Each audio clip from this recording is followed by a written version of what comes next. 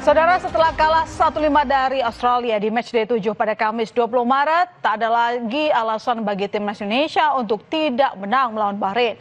Hanya kemenangan atas Bahrain lah yang membuka peluang timnas Indonesia lolos ke Piala Dunia 2026. Itu sebabnya timnas Indonesia mengusung misi wajib menang lawan Bahrain. Pertandingan krusial Indonesia versus Bahrain akan berlangsung di Stadion Utama Gelora Bung Karno, Senayan, Selasa malam 24 Maret. Timnas Indonesia dan Bahrain akan memperebutkan posisi 3 dan 4 besar klasemen grup. Skuad asuhan Kluivert turun posisi setelah kalah 1-5 dari Australia di Sydney Football Stadium yang membuatnya berada di peringkat keempat klasemen dengan koleksi 6 poin dari 7 pertandingan. Sementara Bahrain yang kalah 0-2 dari Jepang masih menghuni peringkat kelima klasemen.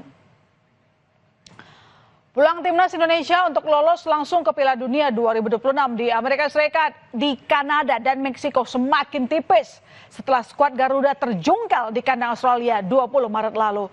Tetapi tim Garuda masih bisa berjuang melaju jalur putaran keempat dengan syarat mengamankan posisi ketiga atau keempat di grup ini.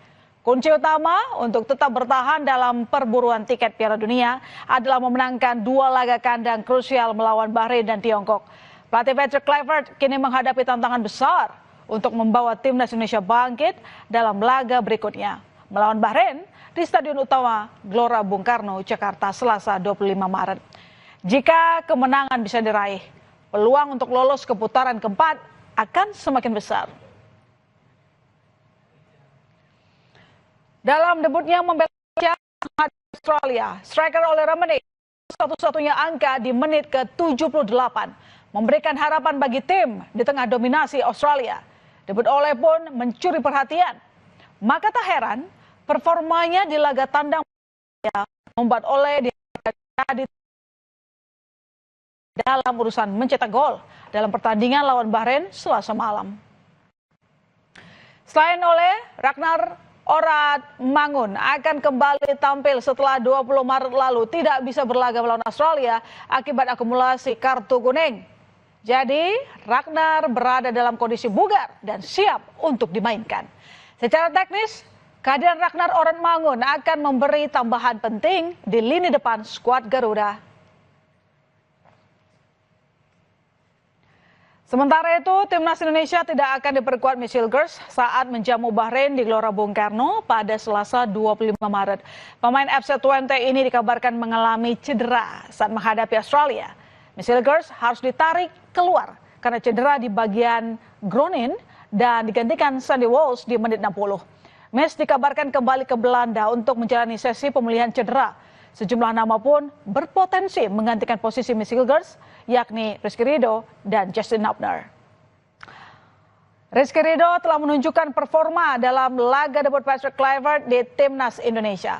Selama Ridho berada di lapangan, gawang Indonesia hanya kebobolan 1 kali. Ridho tak asing dengan duel di pentas internasional.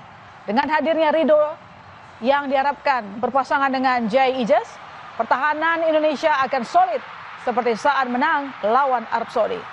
Soal peluangnya menggantikan posisi Hilgers yang cedera usai laga kontra Australia, Ridho berpendapat siapapun yang bermain akan memberi yang terbaik. Saya percayakan semuanya kepada coach, siapapun yang main untuk tim nasional pasti akan memberikan yang terbaik. Tentunya kami semua yang ada di tim, siapapun yang dipilih untuk pelatih untuk menjadi starter ataupun mulai dari bench, semuanya akan menampilkan yang terbaik. Jadi tolong jangan ada banding-bandingin lagi karena semuanya pengen yang terbaik untuk timnas Indonesia. Timnas terus mempersiapkan diri menghadapi laga lawan Bahrain Selasa 25 Maret. Pelatih Timnas Patrick Kluivert percaya diri timnya dapat meraih hasil positif di GBK hari Selasa.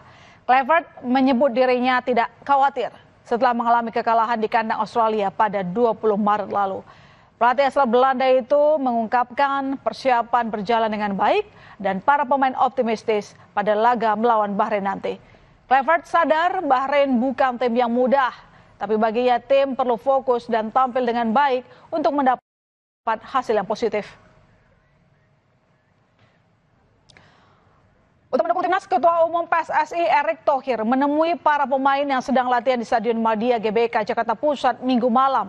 dalam persiapan menghadapi Bahrain dalam lanjutan putaran ketiga kualifikasi Piala Dunia 2026 zona Asia. Erick Thohir sempat menyapa sejumlah supporter yang menunggu di luar stadion. Di dalam stadion, Erick berdiskusi dengan ofisial dan para pemain. Erick menekankan kepada pemain agar tidak terpecah belah dan bermain sebagai satu tim. Ia meminta Jay dan kawan-kawan bermain habis-habisan kontra Bahrain. Worried? No, I'm not worried. I've confidence in the team that we can have a very good result. And without confidence, you can't go nowhere. So the confidence is very high. Pasca kekalahan melawan Australia, mental pemain timnas Indonesia sedikit drop. Itu diakui manajer timnas Indonesia, Sumarji. Kekalahan 1-5 dari Australia adalah pukulan telak sekaligus evaluasi besar bagi skuad Garuda. Namun manajer timnas bilang, kondisi pemain kini sudah baik semuanya. Para pemain all out berlatih menghadapi Bahrain. Terlebih tuntutan menang menghadapi Bahrain membuat Tom Haye dan kawan-kawan wajib meraih 3 poin untuk memperlebar peluang lolos ke Piala Dunia 2026. Kita tahu kalau kalah ya pasti semuanya lemes lah, itu biasa lah ya. Di setiap pertandingan ketika mengalami kekalahan ya pasti situasinya tidak baik. Tetapi di tim ini juga ada tim yang memang khusus menangani berkaitan dengan mental pemain yang agak sedikit menurun. Kondisinya latihan ini tadi sudah betul-betul baik semua dan boleh dikatakan fight para pemain all out berlatih dan akan mempersiapkan dengan baik untuk menghadapi Bahrain di tanggal 25 nanti. Sementara itu tim Bahrain juga tengah bersiap pada latihan kedua. Timnas Bahrain membawa seluruh pemainnya sebanyak 25 orang untuk berlatih di lapangan Al Senayan Jakarta Minggu malam yang ditutupi dengan kain hitam sekelilingnya. Satu pemain Bahrain, Hamad Al-Shamsan, terpaksa absen jelang laga melawan Indonesia karena mengalami robek otot saat melawan Jepang 20 Maret. Tapi hal ini tak mengurangi kepercayaan diri skuad Dragan Talicic untuk meraih poin penuh saat jumpa Indonesia pada Selasa malam di Stadion Utama Gelora Bung Karno, Jakarta. We come here, we know we have a difficult game against Indonesia. They have good team. And also we play in their home with their fans. So it will be a difficult game, inshallah. But inshallah we try to take the 3 points. Ada yang menarik saudara saat timnas Bahrain menjalani latihan di Jakarta. Pengamanan dan pengawalan super ketat diberikan kepada skuad Dilmum Wearers ini. Mereka berlatih dengan penjagaan polisi dan kain hitam yang dipasang di sekeliling lapangan. Pengamanan ketat timnas Bahrain dilakukan karena sebelumnya mereka sempat kena mental saat akan menghadapi Indonesia. Bahkan sebelumnya Bahrain menolak tanding di Indonesia karena takut dengan atmosfer supporter GBK yang fanatik. Terlebih lagi saat insiden laga tandang lawan Bahrain, skuad Garuda merasa dicurangi wasit. Jadi, pertandingan di GBK Selasa 25 Maret sekaligus jadi ajang balas dendam. Publik tentu masih ingat dengan kontroversi wasit Ahmed Alkaf saat Indonesia bertandang ke Bahrain tahun lalu. Sejumlah kontroversi wasit Ahmed Alkaf dianggap menggagalkan kemenangan Indonesia. Kekecewaan timnas dan pelatih meledak dengan keputusan wasit Ahmed Alkaf yang memperpanjang injury time hingga 9 menit. Padahal seharusnya saudara hanya 6 menit. Perpanjangan injury time menjadi 9 menit itu membuat Marhon akhirnya mencetak gol penyelamat Bahrain dan wasit langsung menghentikan pertandingan selepas gol. Dalam sebuah pertandingan sepak bola, dukungan dari supporter merupakan salah satu faktor kunci. Timnas Bahrain jelas akan mendapat tekanan supporter saat dijamu timnas Indonesia. Untuk laga krusial melawan Bahrain, mereka sudah berancang koreografi khusus untuk menyemangati skuad Garuda. Mereka siap memeriahkan Stadion Utama GBK. 78.000 tiket laga timnas Indonesia versus Bahrain ludes terjual. Supporter pun siap memeriahkan GBK. Mantan pelatih timnas Indonesia, Sintayong juga memberikan semangat dan dukungannya kepada timnas.